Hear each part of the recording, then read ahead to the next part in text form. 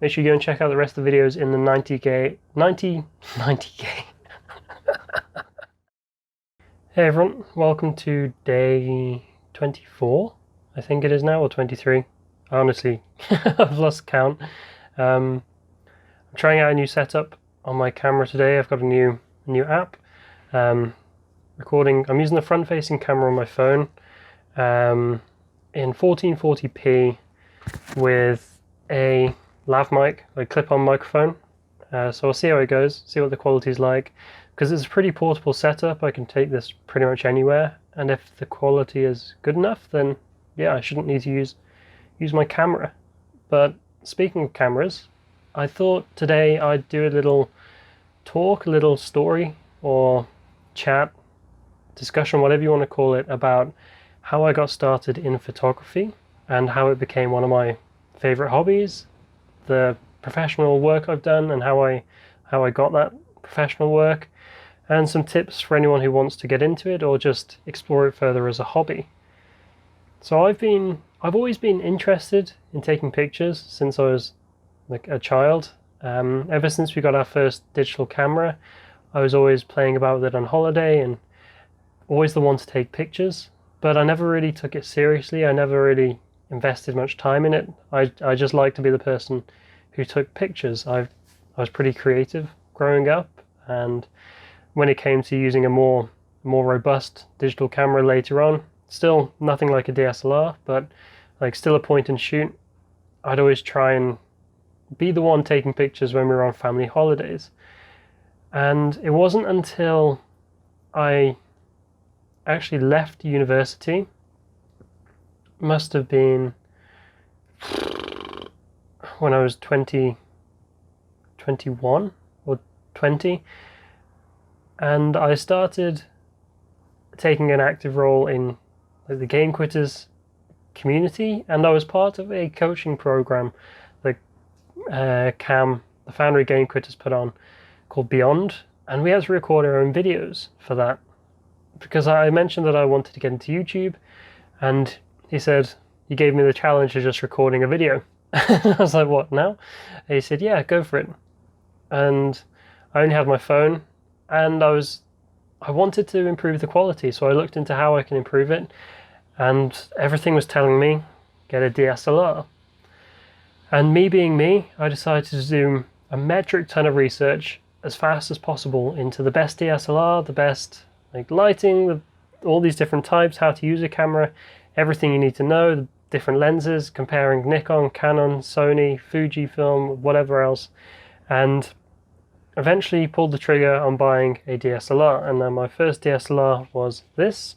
It is a Nikon D5200, and I think I bought this for around about 350 quid. I didn't buy it brand new, bought it second hand. It came with a kit lens, 18 to 55 millimeter, which I've now sold and have replaced it with a few other lenses, which I'll get into later. But from there, it kind of took off pretty much instantly. I found myself going out almost every day, taking photos or whatever I could in my neighborhood, and just exploring my creativity, watching YouTube videos, taking courses, and doing whatever I could to improve myself every single day, because I'd fallen in love with this new hobby. I'd never done it to this level before, and I was taken away by the amount of creativity and the amount of different things you can do with photography, and it was incredible. And so I explored it further, took it further, and actually landed my first professional gig through my work. At the time I was working in a restaurant. They needed some food photography doing, and I'd never done this before, so I said I'd give it a go. They've got a photographer that they always use. He lives just across the road, but he's pretty expensive, so I offered my services for free in exchange for getting portfolio work, and it went really well. Actually, I researched everything I could about food photography online, right types of lenses. I actually ordered another lens for it. It was this one, a 50mm 1.8 prime lens. It's pretty cheap, it was like 60 quid or something, and a fantastic lens for starters. But yeah, I that was my first like taste of professional work, I guess. And from there it progressed into doing portrait work and more food photography. Actually, most of the money I made from photography was through food photography. It's actually a pretty good niche to get into. But my passion always lied with landscape photography and outdoor adventure photography. But unfortunately, that's pretty hard to make an income out of. So, but if you want to get started in photography, what can you do? Because now's a great time to give it a go. And you don't actually need anything more than your smartphone anymore. It's kind of crazy how good they are. I mean, if you want to get into the advanced stuff, like you will need to get a DSLR or a mirrorless camera with customizable lenses and all that stuff. But if you're just at home, stuck in isolation, there's so much you can actually do with your smartphone. And I'd recommend looking, first of all, on YouTube and Google, of like, just search for how to do smartphone photography or how to do beginner guide to photography. How does a camera work? You should learn about the exposure triangle and the relationship between ISO, shutter speed, and focal and aperture. Sorry, ISO, aperture, and shutter speed, and how each one like is connected to each other. Because it's really fascinating when you learn that, how like everything just clicks together. Like there's so many free resources available online. You don't need to pay for any courses. I learned everything I needed to know online for free, and it wasn't until I started getting more into the professional side of things that I started doing in-person courses. There was a local instructor who I took a course at a local school. It was really cheap, and that was a 6-week program for intermediate photographers. I joined a local photography club, and all of this was just once I had built up that foundation, like that base level of knowledge, I was able to then learn from professionals of how they conduct their business, interact with clients, how they just conduct themselves professionally, basically, because it's a huge step up going from professional photographer, from amateur photographer to professional. But while it's scary, it's such a worthwhile and rewarding experience, because you learn so much more when you're on the job as a photographer. You learn so fast, you learn what you need, what gear you need. Even if you don't do it paid or professional, try and get real world experience. If you genuinely want to improve and take this somewhere, try to improve as fast as you can and get that real world experience as fast as physically possible, because that's genuinely the best way to learn. But if you are looking at getting into DSLR photography, if that's something you know you want to do, there's a ton of things online now. I'm not massively up to date with the brands. I'd probably look at getting, if you're like just basic level, really budget stuff, probably go for like a Canon,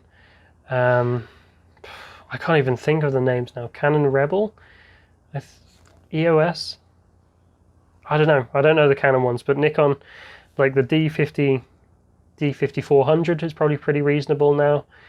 I bought this one because it has a flippy screen that I can use for video, so if I'm looking at myself, then it works really well. But yeah, just do a search on Google, best budget beginner DSLR cameras, look into Nikon and Canon. Doesn't really matter which body you get, but I'd probably lean more towards Canon or Sony right now, although Sony's a bit more on the expensive side, but they are phenomenal. And then it's basically, once you get experience with lighting, and that's the most important thing, is understanding light and how you can manipulate light, what's the best light for different situations, like portraits, landscapes, and so on. And then you can kind of niche down into the things that you find enjoyable. Now, I've always loved being outdoors, hiking, camping, and so wildlife and landscape photography was pretty much the ideal first step for me. I started off by buying a small telephoto lens, which is basically just a long lens, which is this. This is the one I bought. It's a 55 to 200 milliliter kit lens. It's like one of the most basic lenses you can get but it's 200mm zoom is like, it's okay. It's not ideal for taking photos of birds, and the quality of this one's pretty poor. I think this cost me like £80 or something, £70, but it took good enough pictures. I can put some examples on the screen of things I've taken with it, like photos of wildlife. And yeah, every time you buy a new lens, it unlocks a whole new world of creativity and options for you.